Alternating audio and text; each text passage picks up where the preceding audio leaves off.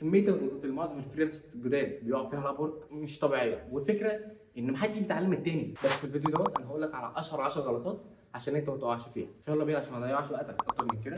وافتكر طالما انا وقعت فيها يبقى مش لازم انت كمان تقع فيها. واول غلطه معظم الناس بتقع فيها هي ان هي تخرج بره ابورك. الناس بتنسى ان ابورك اصلا من مهمته اللي هو يحميك انت من ان هو يضحك عليك، وافتكر ان ديت اول طريقه اللي هي اتنصب عليك بيها، وبالذات اول ما يقول لك الكلمه السحريه تليجرام. اول ما يجي يقول لك تعالى نبص على التليجرام او الكلام على التليجرام احسن او اي حاجه فيها كلمه تعالى على التليجرام، اعرف ان هو نصاب وتاكد من ده مليون في الميه. فما تكملش، ما تجيش تقول مثلا ايه طب انا هكمل معاه لحد الاخر واشوف بقى هل الشخص ده هيبقى صادق ولا لا. طب ما انت كده هتضيع وقت ومجهود وفلوس. فالافضل انت ما تكملش، والافضل كمان من دوت ان انت تعمل ريبورت الاكونت ده اصلا. طب ليه ناس اصلا بتقع في حاجه شبه ديت وازاي؟ تعالى اقول لك. اول حاجه بتيجي قدامك شغلانه او هو ممكن يبعت لك هو الانفيتيشن، بتلاقي فلوسها حلوه مقارنه بالشغل المطلوب، والشغل هتلاقيه يا اما بسيط يا اما عادي، فانت هتقدم ما عندكش سبب تاني عادي. يعني بالنسبه لك شغلانه كويسه فلوسها كويسه وانت محتاج الشغل عشان تكبر البروفايل بتاعك، فبتقدم. الفكره بقى في ايه؟ ان الشخص دوت او العميل دوت هو اصلا بينقي الناس اللي لسه جديده على الابورك، ودوت عشان هم لسه ما عندهمش الخبره الكبيره على الموقع، فبالتالي مش هيقدروا ياخدوا بالهم ان هو بينصب عليهم. ده غير ان هم اصلا لسه محتاجين الفيدباك ومحتاجين شغل عشان يكبروا البورتفوليو بتاعهم زي ما قلت لك، فبالتالي بيقبلوا. فما تعملش كده. اول حاجه هقولها لك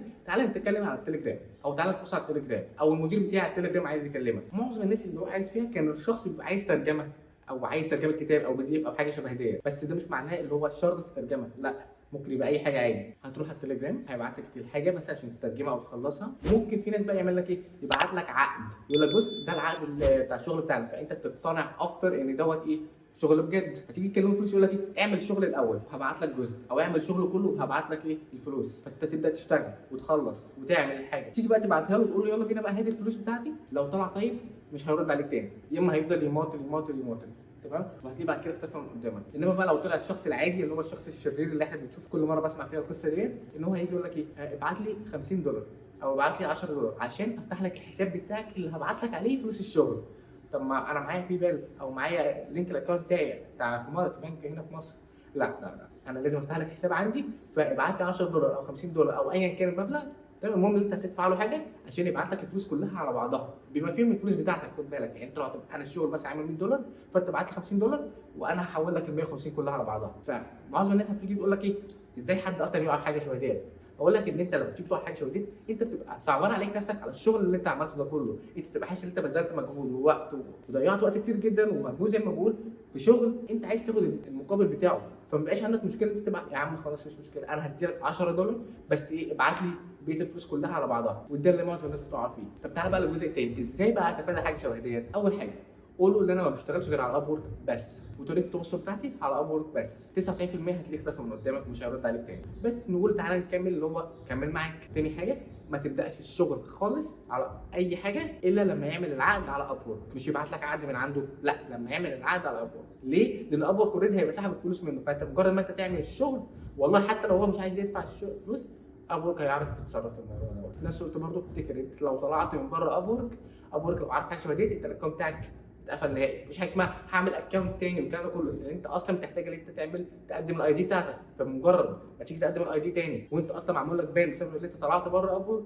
هتتقفل تاني. فانت مش قد الريسك دوت. الخطوه الثالثه وهي مهمه جدا ان انت تعمل حاجه اسمها مايلستون. وايه هو بقى مايلستون دوت؟ ده عباره ان انت تقسم الشغل بتاعك لاجزاء صغيره.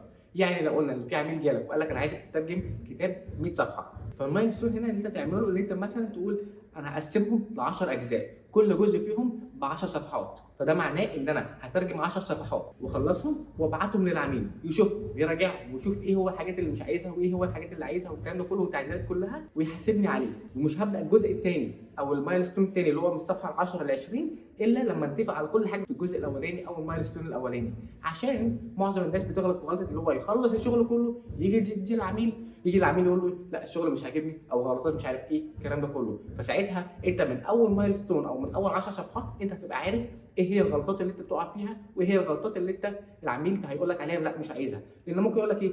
انا مش عايزك مثلا تتكلم بالاسلوب دوت او الترجمه تبقى بالاسلوب دوت. يبقى ساعتها انت عرفت من اول 10 صفحات ما ضيعتش ولا وقت ولا مجهود، وفي نفس الوقت برضه ما ضيعتش عليك فلوس في الاخر خالص. فانت هتعمل ايه؟ هتعمل ال 10 صفحات الاولانيه تديهم له تمام مش تمام تغير الحاجات وترجعهم له تاني يدي لك فلوسك فيهم وتعمل سبميت عليها، تخش على ال10 اللي بعدهم وهكذا تخش على 10 بعدهم من 10 ل 20 تديهم له يراجع فيهم، تمام يحاسبك عليهم، مش تمام تراجعهم بعد كده تديهم له تاني يحاسبك عليهم، وما تخش على بعدها الا لما تخلص الخطوه ديت وهكذا. بس في حاجه مهمه بقى عايز اقولها لك، هل ده معناه ان اي حد يقول لك تعالى بره ابورك يبقى نصاب؟ لا. وهنا بقى هي المشكله، ان مش كل الناس اللي بتقول لك تعالى بره ابورك دول اللي نصابين. ناس كتير جدا انا شغال معاهم بنتعامل بره ابورك، بس افتكر احنا بنتعامل بره ابورك عشان نسهل الكلام، بس ما بنتفقش على اي حاجه بره ابورك. ايا كان الاتفاق بيبقى من ابورك وبره، عشان لو في تعديل او اي حاجه هو بيبقى سهل بالنسبه له. ممكن يستخدم حاجه شبه مثلا سلاك، في ناس انا شغال معاهم على اسانا اللي هو بتاع تاسكس والكلام ده كله، في اي ابلكيشن تاني تقدر تشتغل عليه. بس افتكر زي ما قلت لك، اي اتفاق في اي حاجه، فلوس، شغل، اي حاجه، يبقى خلال اب وورك بس، عشان لا قدر الله لو حصل مشكله ما بينك وما بين العميل دوت، اب وورك مش هيعترف باي حاجه بره، بالعكس ده هيجي عليك انت وهو عشان انتوا اتكلمتوا مع بعض بره. فالافضل ان انتوا تتكلموا كل حاجه على اب وورك عشان اب وورك يبقى شايفها وهيقدر يحكم ما بينكم انتوا الاثنين. وافتكر برضو ان في عملاء كتير جدا تيجي تقول لك تحب ادفع لك بره اب وورك ولا تحب تخليها من جوه اب وورك، لان اب وورك على فكره بياخد منه هو كمان نسبه، بياخد مش عارف نسبه منه 1 او 2% من المبلغ اللي بيدفعه. يعني هو لو هيدي لك مثلا $100 فانت في الاول بيوصل لك $80 وهو بيدفع $105، فهو زياده عليه. فهتلاقي في ناس برضو بتيجي تقول لك ايه، تحب ادفع لك بره اب وورك ولا جوه اب وورك؟ فهنا يفضل او مش يفضل، يا ريت ولو سمحت خليها جوه اب وورك، عشان لو تعرف حاجه شبه دي هيتعمل الاكونت بتاعك بان. وافتكر ان ده اصلا امان ليك انت، يعني لو عميل قال لك لا انا مش هدفع لك حاجه، اب وورك هيعرف ياخد الفلوس بتاعتك وهيدي لك حق لحد اخر جنيه او لحد اخر دولار. تاني غلطه بقى معظم الناس برضو بتقع فيها، هي ان هم يدوا وقت تسليم صغير جدا او تاخير الشغل. فتلاقي ناس كتير جدا بتبقى خايفه قوي على رضا العميل، واللي هو ممكن يزعل مني عشان هاخر عليه الشغل او هقول له مثلا وقت بعيد والكلام ده كله. فتلاقي نفسك اشتغلت مع عميل شغلانه مثلا المفروض هتاخد 4 ايام بالظبط، في ناس تحس ان هي كتير 4 ايام، 4 ايام كتير قوي، مع ان هي الشغلانه هتاخد 4 ايام. تروح جايه رايحه للعميل تقول له هتاخد مني يومين بس. طب هتلحق انت في يومين؟ لا، بس انا هقول له كده عشان هو ما يروحش لحد تاني او الكلام ده كله. فاللي بيحصل ايه؟ يا اما يتاخر عن الشغل يا اما الشغل يطلع اي كلام، والاثنين مش صح. طب ايه الصح بقى اللي انا المفروض اعمله في حاجه شبه ديت؟ ودي نصيحه على فكره مش كل الناس بتعملها، ان انت تشوف الشغلانه اللي انت مقدم عليها دي او اللي جايه لك تاخد كام يوم منك كشغل، تاخد منك 4 ايام مثلا، صح ان انت تقول للعميل 5 ايام او 6 ايام. ده ليه؟ عشان انت مش متحكم في الظروف، انت ما تعرفش لا قدر الله ممكن يحصل اي حاجه في الاربع ايام دول، ممكن تلاقي نفسك تعبان، ممكن يجي لك مشوار فجاه. طب الاربع ايام دول انت اللي حاططهم بالظبط، فطبيعي جدا هتلاقي نفسك اتاخرت. انما لو حاطط 5 ايام او 6 ايام فانت عندك يوم او 2 سبير تقدر تعمل فيهم اللي انت عايزه، وفي نفس الوقت برضه انت كده قدمت الشغل بتاعك وسلمته في الوقت اللي العميل متوقعه. يا عم هقول لك حاجه، حتى لو انت ما فيش حاجه ظروف حصلت الكلام ده كله، انت مش شغال مضغوط، حاسس ان في حد فوق راسك بيقول لك يلا الشغل بتاعك، يلا الشغل بتاعك، ممكن تريح، مالكش نفس تشتغل النهارده، تشتغل تاني يوم، كل الكلام دوت. هيجي واحد يقول لك طب انت مش خايف ان العميل بتاعك يقول لك ايه ده؟ لا 5 ايام او 6 ايام ده كتير قوي على الشغل دوت. هقول لك ان انا مش بقول لك انت اقول له خليها شهر، لا انا بقول لك زود يوم او 2 بس. وافتكر ان لو عميل شايف ان ال5 ايام او 6 ايام كتير هيقول لك، مش هيتكسف منك، يعني هيقول لك لا 5 ايام كتير قوي او 6 ايام كتير جدا، فممكن تقللها. فانت ساعتها هيبقى عندك على الاقل حاجه تفاصل فيها، تقول له ماشي انا ممكن اخليها لك 4 ايام، يبقى انت ساعتها هتعملها في ال4 ايام. انما انت لو قال لك بقى خليها 3 ايام، يبقى انت لا ساعتها عارف ان هي لا ما تاخدش 3 ايام، تاخدها 4 ايام بس. وده ينقلنا على النقطه اللي بعدها، هي اوفر بروميسنج. والاوفر بروميسنج اللي انت توعد بحاجه انت مش قدها ومش هتعرف تعملها اصلا. خد بالك انا هنا مش بقول لك على الحاجه انت حاسس ان انت تقدر تعملها ومش هتقدر تعملها، لان في ناس كتير جدا. انا اقول لك حاجه، انا واحد من الناس اول ما بدات الشغل بتاعي كفيديو ايديتنج على ابورك، في حاجات انا ما كنتش عارف اعملها، تمام، بس قدمت عليها وقلت ايه انا هتعلمها وانا ايه شغال، ودي نفعت جدا معايا. بس انا بكلمك على حاجات انت عارف ان هي هتاخد وقت طويل جدا مثلا، او عبال ما تتعلمها او الكلام ده كله، وتقول للعميل انا هعرف اعملها لك في خلال اليومين اللي جايين دول. ده مش احسن حاجه او مش احسن ابروتش تخش بيه للعميل، لان ما ينفعش تقول له انت تعرف تعمل 1 و2 و3 و4 وانت ما بتعرفش غير تعمل غير 1 و2. لو عايز تزود حاجه بقى مثلا ان انت شايف ان انت ايه هتعلمها في السكه مش مشكله، خليها رقم 3، مش لازم يبقى حاجات كتيره جدا على الاقل. ليه بقى انا بقول لك الكلام دوت؟ لان دوت هياثر جدا على حجم الاكسبكتيشنز بتاعت العميل بتاعك، او حجم التوقعات بتاعت العميل بتاعك اللي مستنيها من الشغل. فانت لما تيجي تسلمه الشغل هو مش هيبقى قاعد مستني حاجه كبيره قوي، هيبقى قاعد مستني الشغل بالظبط، وبالتالي دوت خد بالك هياثر على الفيدباك بتاعك ايا كان الشغل اللي انت هتقدمه له. لو انت كنت قايل له ان انا هعمل لك 1 و2 و3 و4 واديته 1 و2 بس، هتلاقي ادالك فيدباك قليل، حتى لو الشغل بتاعه هو 1 و2 بس. ليه؟ لان هو كان مستني منك 3 و4، لان انت قلت له انا هعرف اعمل لك 3 و4، فلا قول له انا هعرف اعمل لك الشغل بتاعك بالظبط. ولو انت بتعرف تعمل حاجه زياده اعملها، ده هيحسن موقفك وهيحسن الفيدباك بتاعك عنده، وهيبقى شايف ان ده عمل لي حاجات انا ما كنتش اصلا طالبها. وخد بالك انا على فكره كنت قايل كده في الحلقه بتاعت ازاي تجيب اول عميل وانت بتنقي العملاء اللي انت هتشتغل معاهم، ان انت في الجزء على الشمال في الجزء بتاع الفلتر ان انت تختار اقل منك في الاكسبيرينس. يعني مثلا لو انت انترميديت اللي انت خبرتك متوسطه، اختار الشغل اللي هو عايز انتري ليفل. ليه؟ عشان العميل اللي عايز شخص انتري ليفل هو اوريدي عنده اكسبكتيشنز معينه او عنده توقعات معينه للشغل، فبالتالي انت تعرف تعمل اكتر منها. فلما تيجي تقدم له الشغل العادي بتاعك هو بالنسبه له حاجه كبيره، فهيبقى مبسوط جدا بالشغل بتاعك وهياخد فيه، هيديك فيدباك كويسه جدا. فالفكره في ايه؟ ان الشغل بتاعك يبقى احسن من التوقعات بتاعته. ولو انت اكسبرت يعني الاكسبيرينس بتاعتك خبره كبيره، خليها انترميديت او انتري ليفل، لان ايا كان اللي انت هتقدمه له في اسوء حالاتك هو ده هيبقى العادي اللي هو متوقعه، او هو ده اللي مستنيه. ولو انت قدمت له الشغل بتاعك كويس جدا هيبقى عايز اقول لك هيبقى طاير بيك يعني. النقطه رقم 4 هي بقى ان انت ترد متاخر. فمن احد الحاجات اللي بتاثر على الجي اس اس بتاعك او المعدل او قوه البروفايل بتاعك هي ان انت ترد على العميل بعد 24 ساعه من ساعه ما هو بعت الرساله بتاعته. عايز تعرف ازاي؟ انت دلوقتي لو جيت على النافيجيشن بار اللي فوق في ابورك دخلت على حاجه اسمها ماي ستاتس، دي هي اللي بتقول لك البرفورمانس بتاعك على ابورك عامل ازاي.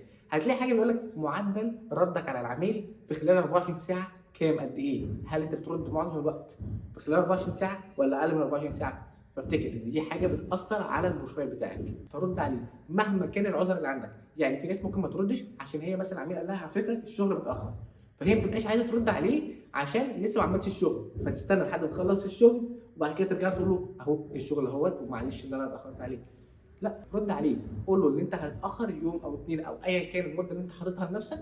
تمام، المهم ان انت ترد عليه وتعرفه ان انت عايش وان الشغل شغال، وبعد كده تعالى بعد يومين سلم الشغل. وده ينقلنا للنقطه رقم 5 وهي ان انت تسلم الشغل اصلا متاخر. وده لو خدت بالك ان انا كنت بتكلم في النصيحه رقم 2 ان انت تسيب لنفسك وقت زياده عشان ما تقعش في الغلطه ديت، عشان لو قدر الله حصل حاجه خلتك لاي ظرف سبت الشغل يوم او اتنين يبقى عندك وقت ترجع تكمل الشغل وتبقى لسه في المده اللي انت حاططها. طب لو اتاخرت خلاص بقى على تسليم الشغل اللي انت خلاص وقعت في المشكله، تعمل ايه بقى في وقت شبه دوت؟ اول حاجه لازم تعتذر للعميل على الوقت اللي انت ضيعته دوت، لو وقت التسليم اتاخر بتاعك. تاني حاجه بقى انت ممكن تعرض عليه، يا اما تقلل له شويه من سعر الحاجه عشان ما يدكش فيدباك وحش، فانت هتقلل له شويه من سعر الساعه بتاعتك، يا اما تزود له كام حاجه على الشغل هو ما كانش طالبهم. وفي ناس ممكن تعمل الاثنين براحتك. اهم حاجه ان انت تجرب، يعني ما تجيش تقول له خد بالك بقى بص انا هقلل لك السعر وهدي لك اكتر من اللي انت عايزه، بس انا مش عايزك ايه تكتب عني فيدباك وحش او الكلام كله. لا، جرب اول حاجه اللي انت تقول له انا هقلل لك السعر، لقيته لسه مزنزق شويه وبتاع وكده،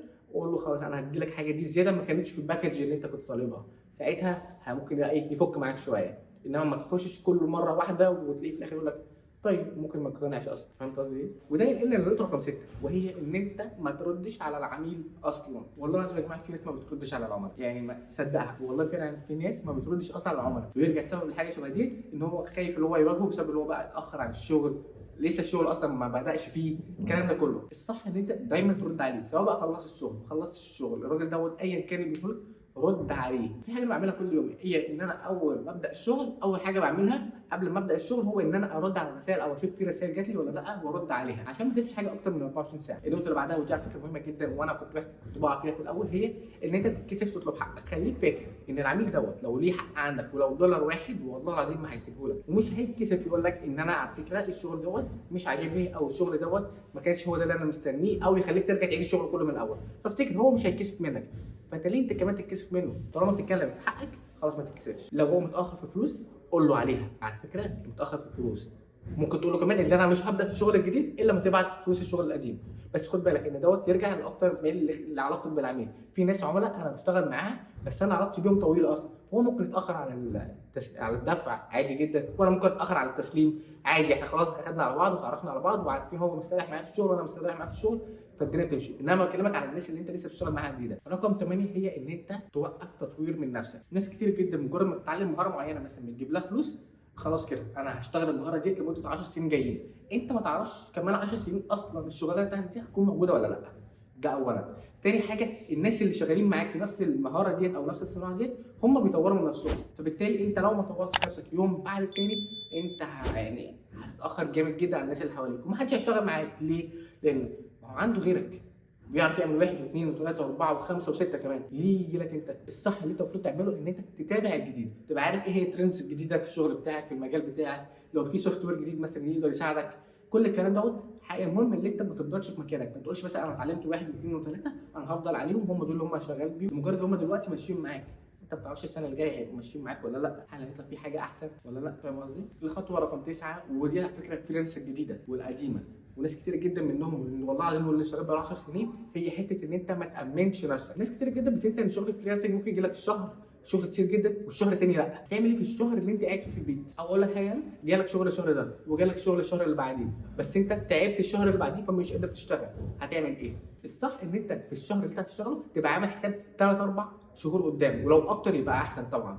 الفكره في ايه؟ ان انت هتبقى عارف ان انت لو قعدت في اي يوم من الشغل او ما جالكش الشغل او تعبت او ايا كان الظرف، يبقى في حاجه اوريدي بتصرف منها. في انواع ثانيه بقى برضه ممكن تامن بيها نفسك، ان انت تروح تعمل معاش لنفسك او تروح تعمل تامين طبي لنفسك، كل الكلام دوت. بس انا بكلمك دلوقتي ان انت ايه، على الاقل شيل مصاريف الشهور جاي مش اكتر. الغلطه رقم 10، ودي على فكره مش اخر واحده، انا هقول لك واحده كمان بونس عشان انت كملت معايا لحد رقم 10. رقم 10 هي ان انت تشتغل مع عميل واحد بس. دي غلطه ناس كتيره جدا بتقع فيها. هقول لك ليه؟ لان انت ما تعرفش دلوقتي لو العميل دوت لا قدر الله وقف شغل لاي سبب من الاسباب، انت هتعمل ايه؟ هل هتقعد بقى تدور بقى على عميل تاني؟ طب ليه؟ الصح ان انت تشتغل مع عميل، مع 3 أو 4 مثلا في نفس الوقت، المهم ان هو ما يجيش على وقتك ولا على وقت اهلك ولا الناس ده كله، عشان لا قدر الله لو واحد فيهم لاي سبب من الاسباب اضطر ان هو يوقف شغل، يبقى عندك مكان واحد بس فاضي وفي 2 تانيين او 3 تانيين انت شغال معاهم. وايه بقى المفروض تعمله اول ما دوت يوقف شغل؟ اللي انت تدور على حد تاني يملى المكان دوت، مجرد بقى اول ما واحد يطلع في واحد تاني يخش مكانه، وهكذا. عشان ما تجيش وقت تيجي تلاقي نفسك ايه ده مفيش عملاء مفيش ناس شغال معاهم، لا انت بتلحق نفسك اول باول اول باول وهكذا. الرقم 11 بقى واللي انا كنت بقول لك عليها اللي هي البونص، ان انت تتكسف تسالني او تسال اي حد في المجال على حاجه انت او مشكله انت وقعت فيها.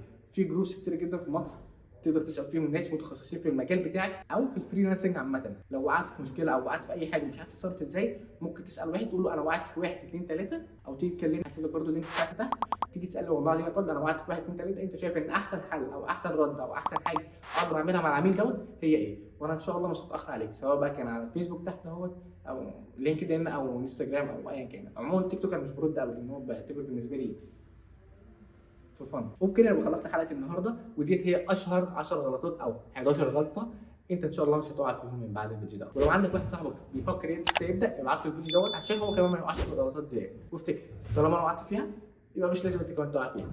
اشوفك ان شاء الله الفيديو اللي جاي.